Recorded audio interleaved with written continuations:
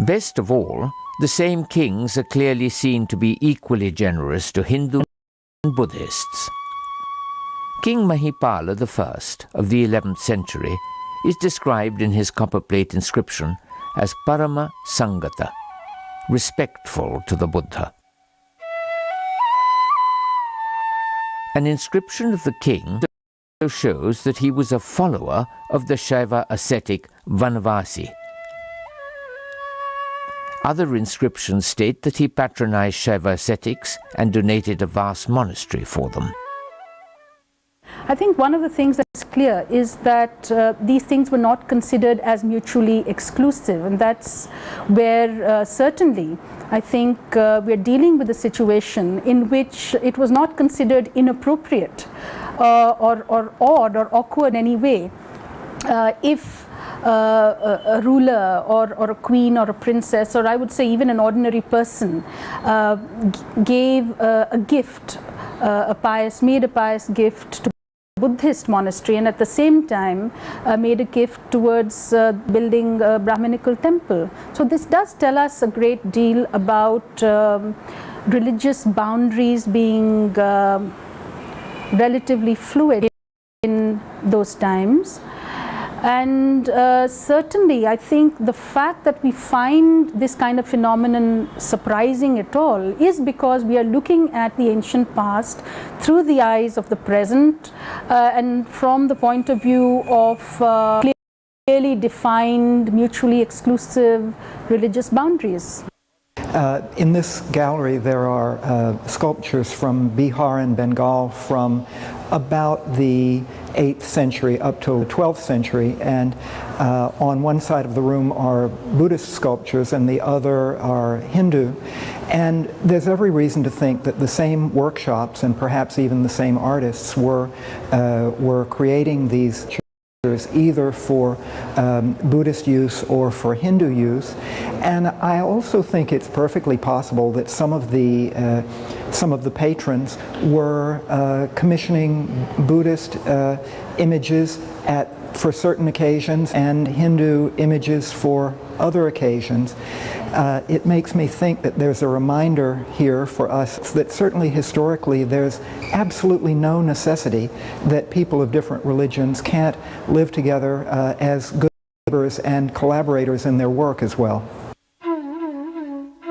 In the spiritual climate which continued from ancient times, we see that in the early medieval period there were no boundaries between faiths. The same person is most often described as a devotee of different deities, depending upon the occasion. Examples of this are numberless. Such religious divisions are a later construct by scholars who have tried to understand Indian history from a vastly different perspective.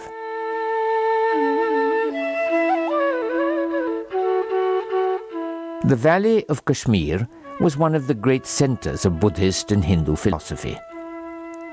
The site of Parihaspura in Kashmir of the 8th century has a Buddhist chaitya as well as a Hindu Vishnu temple, both dedicated by King Lalitaditya. In that cosmopolitan culture, the same site also has a vast stupa made by the king's Tokharian minister.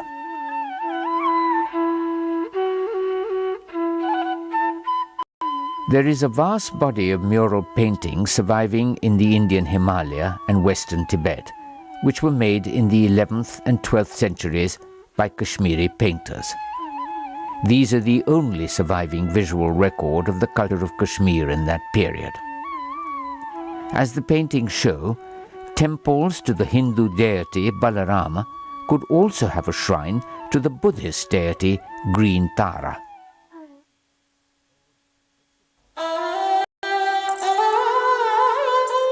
Between the 10th and the 11th centuries, one of the most magnificent temple cities of the world was built at Khajuraho, in the rule of the Chandela kings.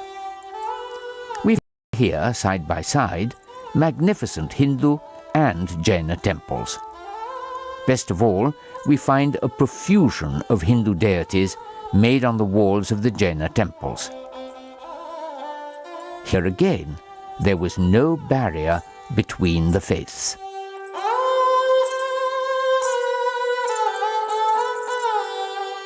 In Gujarat, we see the same spirit of the worship of all deities. King Bhima I made a marvelous temple to Surya the sun at Modhera in the 11th century. At the same time, his wife Udayamati was making a beautiful stepwell temple to Lord Vishnu at nearby Patan. Meanwhile, his minister Vimala was making a most famous Jaina temple at Mount Abu.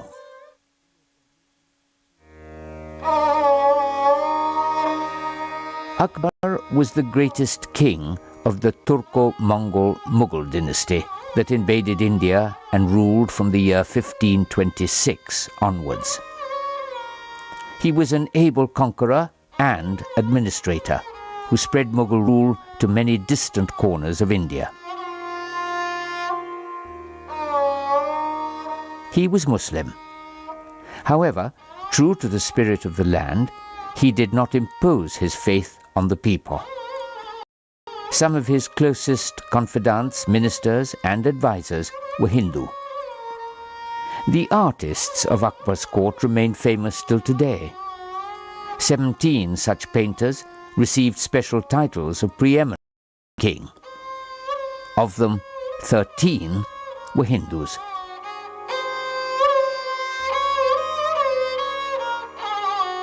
In the late 16th century, Akbar created a universal faith, Deen-e-Ilahi. Hindus, Jainas, Parsis, and Christians were invited to a special house of worship. Here, the beliefs of all faiths were freely discussed. Father Montserrat and Father Rudolf Aquaviva from Portugal did not understand such a spirit of free intellectual inquiry. They wrote time and again to the Pope in Rome to say that the king was about to convert. Akbar, of course, continued his equal interest in all faiths.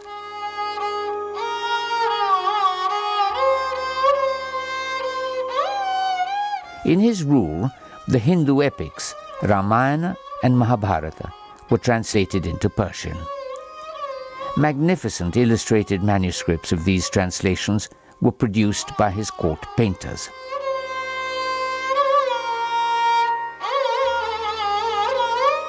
Styles of art were created in the Mughal court which blended the best of Persian traditions with the rich indigenous heritage of India. A Mughal style was born which was unique to the subcontinent.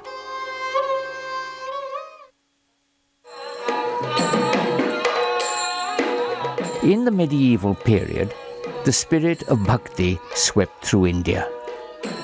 This was the belief in a very personal love of God. The human spirit was seen as a lover, separated from the beloved God. Worship was aimed at the desire for reunion with the divine.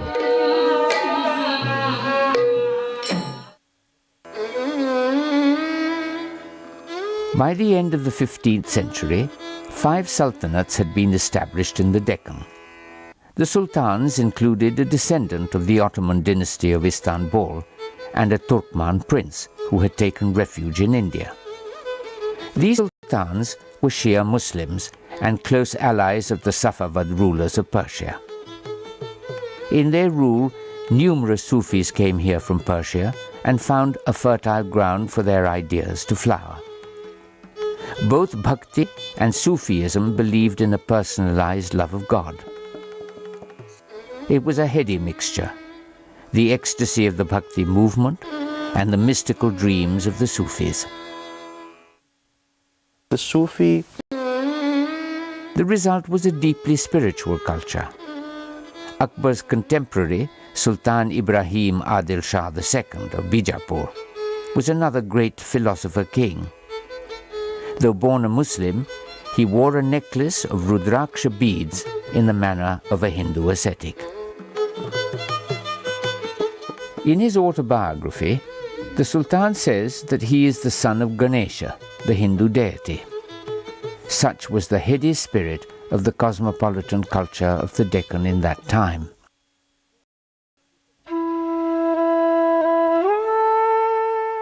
In the meantime, the Valley of Kashmir also saw the development of a wonderful blend of Islamic Sufi traditions and earlier Hindu traditions.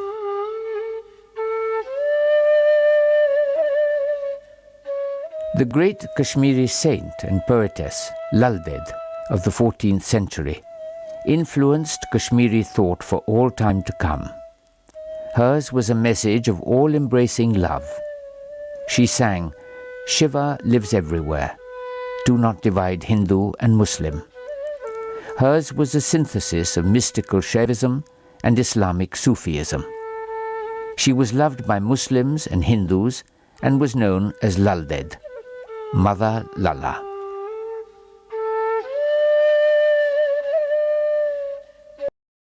Lal Ded's philosophy of love was carried forward in the valley by Sheikh Nuruddin, also known as Nand Rishi. He lives still today in the hearts and minds of both Hindus and Muslims and is known as the patron saint of Kashmir.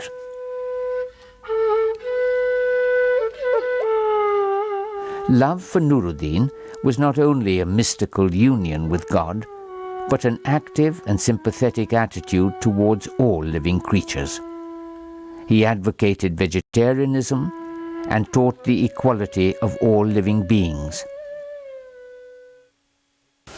Well, I think it should be made absolutely clear that Islam in its Arab or Turkish attire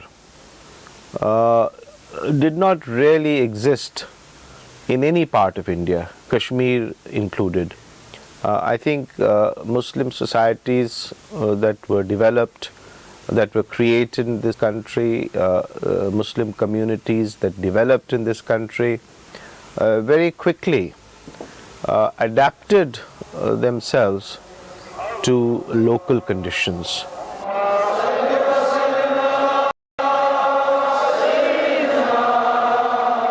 Look at the way they recite the Holy Quran,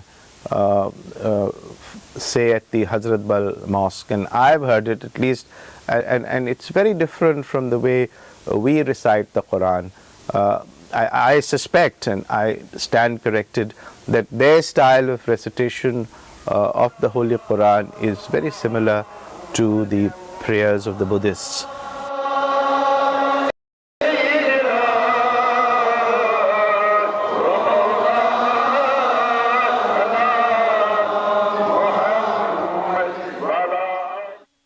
Across the whole of India, the medieval period saw the happy blend of the ideas and practices of Bhakti and Sufism.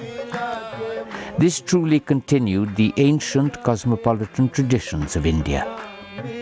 There were poets and saints in all parts of the country, whose path of compassion was followed by persons of all faiths.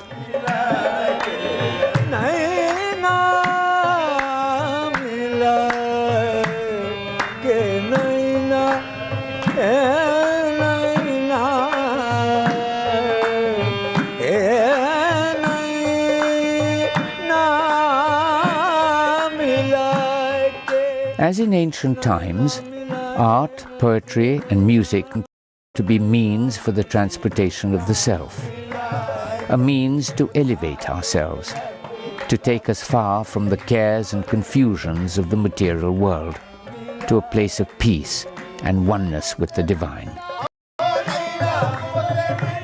It is this desire to seek communion which leads to what is called the mystical ways or the Sufi ways. They have devised different forms. Sama or singing, the singing of qawwalis is one such way of seeking communion with the reality. There is also sort of distribution of food, a free distribution of food, and so on and so forth. So I think for the devotees, I think it must be a tremendous mystical experience. Gopal ji का मंदिर, जहाँ पन्ने का द्वार बना हुआ है और भगवान की थोड़ी में एक बड़ा खूबसूरत सा हीरा है, उसे लोग देखने जाते हैं दूर दूर से। लेकिन उस मंदिर में जो ज़्यादा दिलचस्प बात है वो यह है कि जब वहाँ तमाम मुस्लिम भाइयों के त्यौहार और पर्व आते हैं, मसलन मुहर्रम। अब ये शोक का और दुख का पर्व है, लेकिन इसके जब ताजिए निकलते हैं तो उस मंदिर के सामने खड़े होते हैं बुर्राक, और उन बुर्राक की आरती अंदर से आती है, वहाँ से आरती उतारी जाती है, इन बुर्राक की रेवड़ी अंदर मंदिर में जाती है और लोगों में बांटी जाती है। This has always been the case in South Asia, where we have multiple beliefs. There has been happy coexistence, and that continues, in fact, even during the Islamic period. The Hindus continue to patronize their temples, while whether it's the Delhi Sultanate or the sultans of the Deccan patronize their buildings. In the wonderful spiritual cosmopolitan atmosphere of India, even the most deeply religious Islamic ruler, Aurangzeb, was known to have patronized Hindu temples.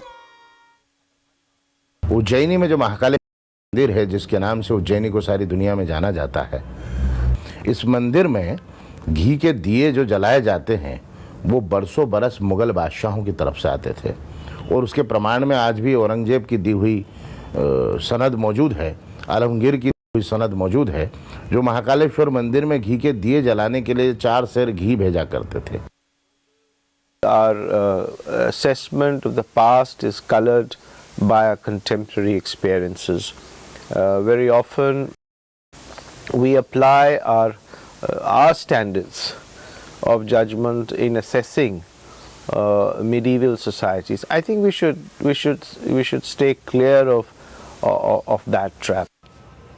Difficult to find a word in the Sanskrit vocabulary which would precisely be a synonym of the word religion as it is in the context of the Semitic faiths, or as the word is understood today, because dharma encompasses a much wider sort of area of human conduct, worldly and otherworldly concerns, but doesn't lay down the worship of an unwavering dedication to any particular deity.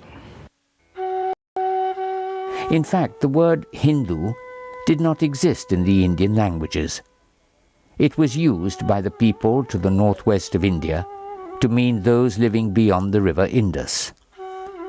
The phrase Hindu religion was in fact created under colonial rule as late as in the 19th century.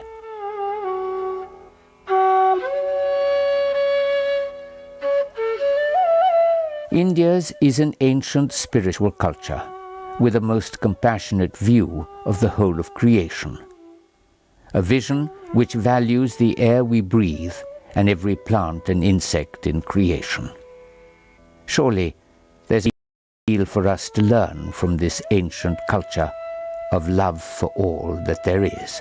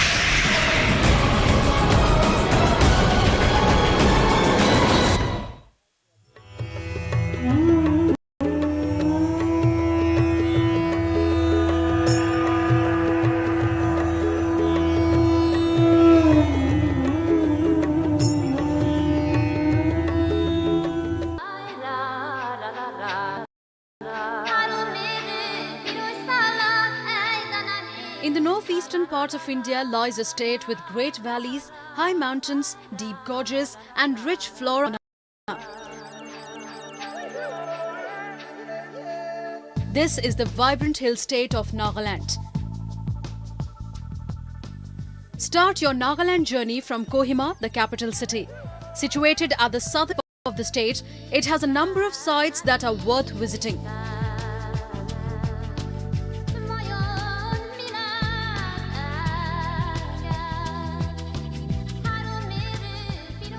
One of them is the World War II cemetery, a symbolic memorial placed for the officers who had halted the Japanese advance into mainland Asia in 1945 AD. The place has great historical importance and is beautifully maintained by the Commonwealth War Graves Commission.